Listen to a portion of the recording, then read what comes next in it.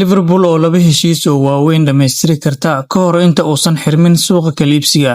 Kooxda Liverpool ayaa si xoogan uga shaqeynaysa xoojinta safkeeda, iyadoo diiradda saaraysa garabka difaaca, sida uu sheegay wariyaha ciyaaraha Fabrizio Romano.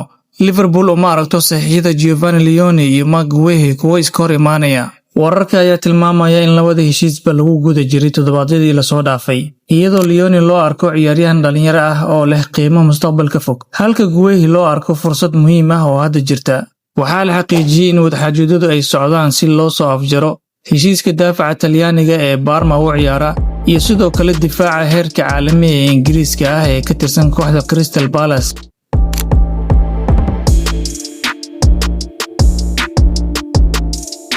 intaas ayaan ku soo koobayaa warbixintii koobneed ee aan uga hadlayay wararkii ugu dambeeyay ee kubadda cagta iyo suuqa kala iibsiga. Haddii aad ilaa dhamaadka muuqaalka nala soo gaarto, ha ilaawin inaad muuqaalka like saarto oo sidoo kalena aad sii share gareyso. Haddii aad nagu cusubtahay, nagu soo biir oo ka mid noqo asxaabta nagu xiran.